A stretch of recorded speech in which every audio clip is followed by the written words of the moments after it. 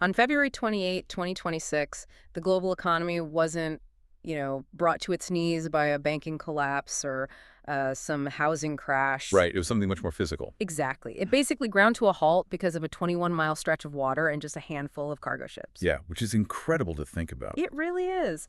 So today, we are diving deep into how a single decapitation strike in the Middle East accidentally engineered, well, the largest financial attack on the US dollar in modern history. And we are really stepping right into a massive geopolitical earthquake here. We are. We're looking at the world as it stands right now, today, on March 30th, 2026. And, the speed of this escalation is what caught global markets completely off guard. I mean, we are navigating this incredibly complex web of military action, economic warfare, and just absolute diplomatic chaos. Total chaos. Right. So to decode what is actually happening under the hood, we're drawing on a highly detailed briefing from the Global Review. It's authored by Dr. Fareed Novin, and it's titled Choke Point, Currency, and Collapse. Such a dramatic title, but honestly fitting.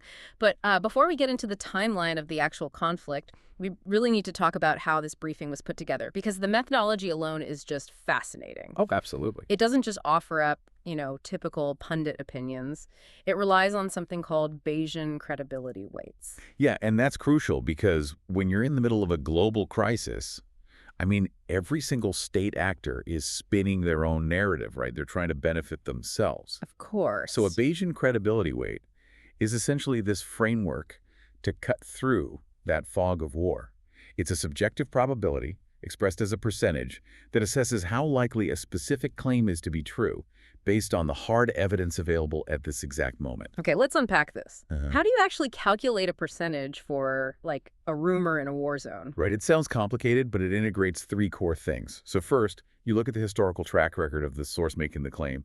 Do they usually lie? Right, the boy who cried wolf factor. Exactly. Okay. Second, you look at the mechanical logic of the claim itself. Like, Right. does it actually make sense given the physical reality of the battlefield?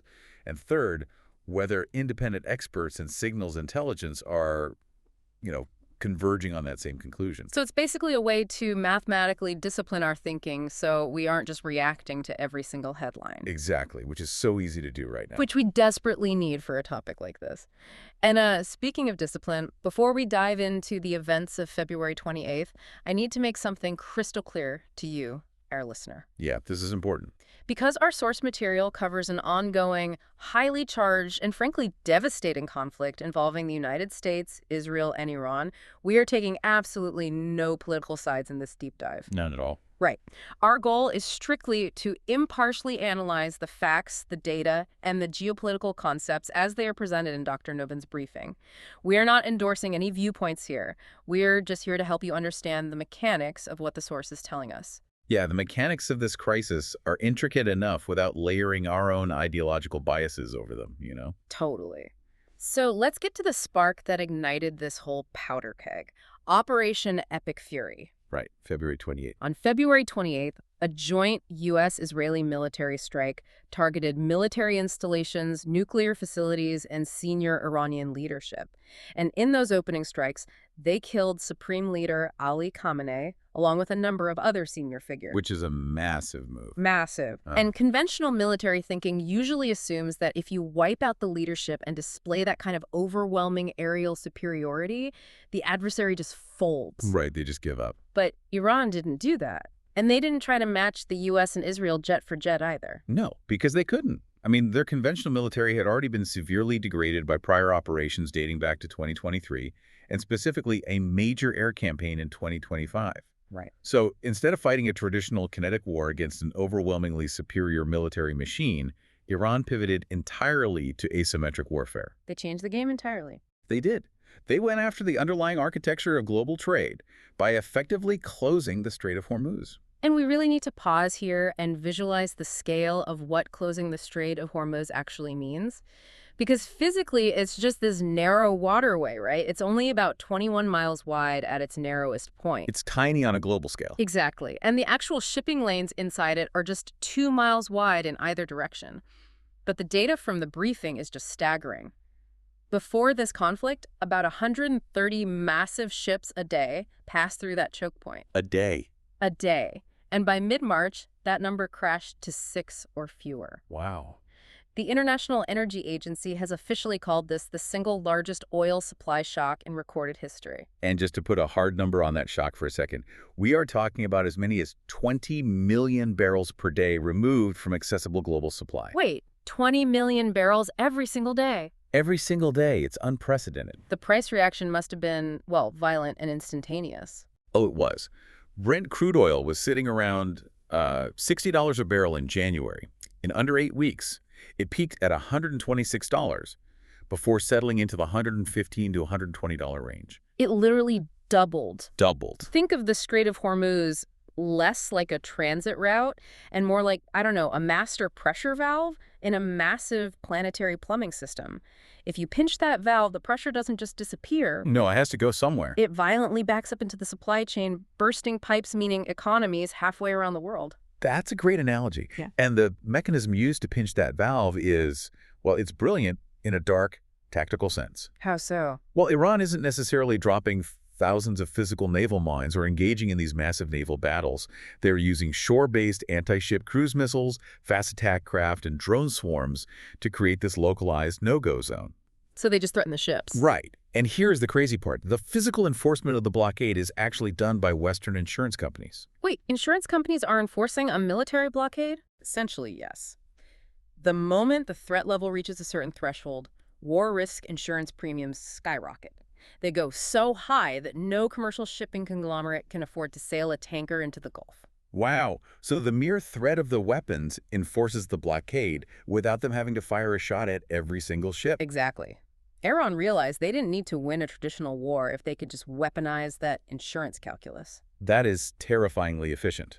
But pinching the fuel line wasn't just about making gasoline expensive, right? The briefing points out that the oil shock was basically just the tactical setup for a much larger structural financial attack. Yeah, and if we connect this to the bigger picture, we see the true asymmetric strategy here, because Iran isn't indiscriminately blocking every single ship. Right, they're being picky. Very picky. The blockade is highly selective. They are intentionally letting Chinese and Pakistani flagged vessels through the strait. Commercial ships are literally hacking their automatic identification systems to broadcast a China owner signal just to get safe passage. Just trying to slip through the net. But here's the catch that changes everything. They are only granting the safe passage if the ships pay a toll. Yes. And Iran is explicitly refusing to accept U.S. dollars for that toll. They are demanding Chinese yuan. And to understand why a seemingly simple toll demand is so revolutionary, you really have to look at the invisible gravity of the petrodollar architecture. Okay, take us back to that. Back in 1974, the United States and Saudi Arabia formalized an arrangement that became the absolute bedrock of the modern global economy. It dictated that global oil is priced and sold in U.S. dollars. Meaning every country on Earth, whether it's Japan, Germany, or South Africa, needs to acquire U.S. dollars just to keep their lights on and the domestic industries running. Exactly. It creates this massive, perpetual, artificial global demand for the U.S. currency. Right. So other nations earn dollars through exports. They use those dollars to buy oil. And then the oil-producing nations take those same dollars and recycle them by buying U.S. government debt. It's a closed loop. It is. And that cycle effectively funds the American economy, allowing the U.S. to run massive deficits and, frankly, export its inflation. The world saves in dollars, largely because it is forced to pay in dollars. Okay, I have to push back on this a bit, though. Sure. The U.S. dollar is an absolute juggernaut. I mean, it has deep capital markets, unmatched legal certainty, and these global network effects that have taken nearly a century to build up. Absolutely. So is a dual currency toll booth set up during a war zone crisis really going to dethrone the U.S. dollar? Or is this just, a temporary annoyance that vanishes the second the conflict ends? It's a fair question. Yeah. And the briefing does not predict the immediate collapse of the dollar. In fact, Dr. Novin's Bayesian models assign only a 35% probability of a durable material reduction in the dollar's share of global energy trade within the next 5 years. And they define material reduction as more than a 5 percentage point drop. Exactly, because the structural advantages you just listed, they act as a massive buffer. The dollar will survive the immediate blast radius of this crisis. Okay, so a 35% chance of a major dent. The foundation is holding for now. For now. However, the models also assign a 70% probability that this crisis will permanently accelerate the move toward parallel currencies. Right, 70% is high. It's very high. The petrodollar was already showing stress fractures before 2026. U.S. sanctions on Russia and Iran had forced the creation of shadow trading networks, and China launched yuan-denominated crude oil futures back in 2018. So the cracks were there. The cracks were there. Yeah. But this crisis is the first time in modern history that a state actor has systematically and physically excluded the U.S. dollar from a major transit corridor.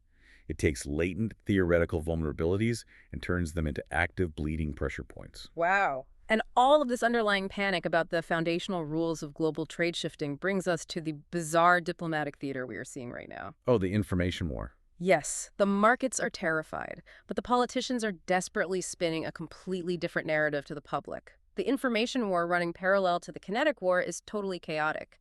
We are seeing a massive divergence between diplomatic signaling and physical reality. I mean, you have President Trump publicly tweeting that negotiations are going very well.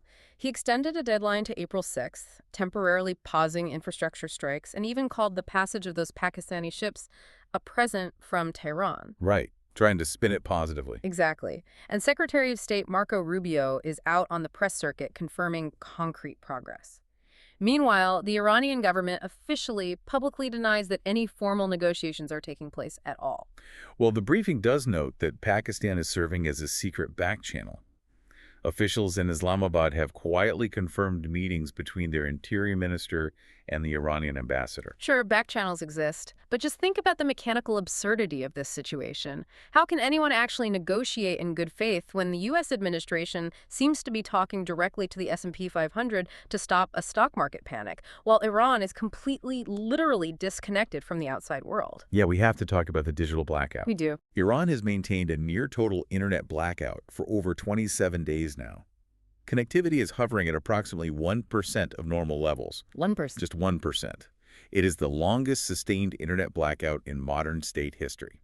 Wait, if Iran's internet is essentially severed at 1%, how are their proxy groups, like the Houthis in Yemen or Hezbollah in Lebanon, still coordinating these massive synchronized strikes? How does this geopolitical hydra communicate if the head is digitally cut off from the body? That's the million-dollar question, right? Yeah. But it really comes down to pre-delegated authority and decentralized command. Okay. These proxy groups don't rely on real-time WhatsApp messages from Tehran to launch pre-staged anti-ship missiles. They operate with broad strategic directives and a ton of operational autonomy. So the internet blackout is actually much more about domestic control than international military strategy. Domestic control, how so? Well, domestically, a 1% connection level completely prevents the mobilization of political opposition, and it hides the grim reality of the war from the Iranian citizenry. I see. The briefing highlights reports of over 2,000 civilian casualties, including over 200 children. That's awful. It is. And furthermore, it provides this information vacuum to mask the internal power struggles as Mojtaba Khamenei attempts to consolidate control following his father's death. So they blind their own people to the casualties while simultaneously blinding Western intelligence agencies trying to assess the battlefield. That's bleak. It is bleak. And that information vacuum really explains Washington's behavior right now. The Bayesian assessment gives a 65% probability that the U.S.'s optimistic diplomatic signaling is primarily instrumental. Meaning it's just a tool. Right. It's a financial defense mechanism. The administration knows that when the president says talks are going well, oil prices and equity indices stabilize algorithmically within minutes. The trading bots react. Exactly. They're trying to talk the markets off a ledge to prevent a secondary economic crisis at home. But those optimistic statements are almost always followed by escalated military action on the ground. Which brings us to what is actually happening in the dirt in the sky. The reality of the war. Right, because while Washington focuses on managing the stock market, the conflict is spiraling into a regional conflagration. Israel is dropping over 120 munitions on Tehran in a single day, heavily targeting military research and production facilities. It's a massive campaign. And at the exact same time, they are preparing for potential ground operations in Gaza, fighting a heavily re-engaged Hezbollah in Lebanon, and dealing with Houthi rebels firing ballistic missiles from Yemen. Israel has explicitly declared they are prepared for a multi-front war. But, the mechanical reality of attrition warfare dictates a severe trade-off here. How so? Well, Israel maintains absolute qualitative technological superiority. But sustained high-tempo operations across 4 different theaters cause immense wear and tear on equipment and personnel. A prime example from the briefing is the U.S. and Israel losing an E-3 Sentry AWACS aircraft. Okay, an AWACS aircraft sounds impressive, but why is losing one such a critical blow? Like, planes get shot down in wars. True, but an AWACS isn't just a transport plane or a standard fighter. It is the floating brain and radar system of the entire aerial battlefield. A floating brain. Yeah. It coordinates fighter jets, tracks incoming missiles, and maps the airspace for hundreds of miles in every direction. Losing an AWACS is essentially like fighting a high-speed boxing match with one eye certainly swollen shut. Oh, wow. It degrades their airspace surveillance capabilities significantly at the absolute worst possible time. Here's where it gets really interesting. This entire situation is essentially a geopolitical hydra. Exactly. The U.S. and Israel launched Operation Epic Fury to cut off the head of the snake by killing Khamenei and the top officials. But the proxy limbs, Hezbollah, the Houthis, the Iraqi militias, are still operating and still drawing blood. Right. They cut off the head, but the body is still fighting. And that physical reality on the ground tests a major debate in defense circles regarding leadership decapitation. The theory usually assumes that if you take out the autocratic leader of a hostile state, the command structure just collapses under its own weight. I mean, common sense tells you a dictatorship falls apart without the dictator, right? You'd think so, but the empirical data presented in the briefing tells a different story. Decapitation is highly effective against smaller, highly personalized terrorist groups. But Iran is a massive, bureaucratically institutionalized state with overlapping power centers. It's a sprawling machine. Yes. You have the regular military, but you also have the Revolutionary Guard, the clerics, the parliament. It is designed to be highly resilient to sudden shocks. And the Bayesian weights give us a clear look at this resilience rate. They do. The briefing assigns only a 10% probability that Iran's state institutions will functionally collapse within the next 6 months. Only 10%. Right, 10%. They are highly likely to retain enough operational coherence to keep fighting, keep enforcing the blockade, and keep negotiating. However, the installation of Mojtaba Khamenei bypasses normal succession processes, and he lacks traditional religious credentials. Which is a big deal over there. Huge deal. So because of that structural weakness, the briefing assigns a 45% chance of debilitating internal factional conflict within a year. Okay, so they won't collapse from the outside airstrikes tomorrow, but the internal friction might tear the regime apart from the inside over the next 12 months. But in the immediate term, though, the Hydra keeps fighting. The Pentagon is reportedly preparing for potential marine ground operations, possibly looking at seizing Karg Island, which is Iran's major oil export terminal. The conflict is just expanding. The friction is compounding daily, yeah. So what does this all mean for you? Right, bringing it home. We've explored Bayesian probability models, the hidden gravity of the petrodollar, internet blackouts, and the mechanics of decapitation strikes. But how does this massive, complex web of war actually impact you, listening to this deep dive right now? Because this isn't just a geopolitical chess match happening, over there. Not at all. It is directly attacking your wallet and your daily life. The economic shockwaves from the Strait of Hormuz respect no borders. Because of the closure, the briefing notes that the average U.S. gas price spiked 40% to $3.99 a gallon by late March, effectively acting as a massive regressive tax on the American consumer. Right. And over in Asia, which depends desperately on Middle Eastern energy, major economies are literally instituting emergency energy conservation measures. Wow. Citizens in Western Australia are flooding onto public transport systems because retail petrol prices are surging out of reach. And the compound effects of this go far beyond just the price at the pump. The structural damage to global supply chains is profound. Massive container ships are being forced to reroute all the way around the Cape of Good Hope in Africa. Which is a massive detour. Huge. That adds millions of dollars in fuel costs and weeks of delay to standard shipping transit times. Combine that with the skyrocketing war risk insurance premiums we talked about, and this level of macroeconomic friction could easily exceed the direct financial costs of the military campaign itself. We are looking at a permanent scar on the global economy. Without a doubt. Dr. Novin's core thesis in the briefing actually compares this moment to the 1973 oil crisis. Oh, that's a good comparison. Yeah, because when that embargo happened, it fundamentally transformed the global economic order in ways that nobody, not even the architects of the crisis, anticipated at the time. The ripple effects. Right.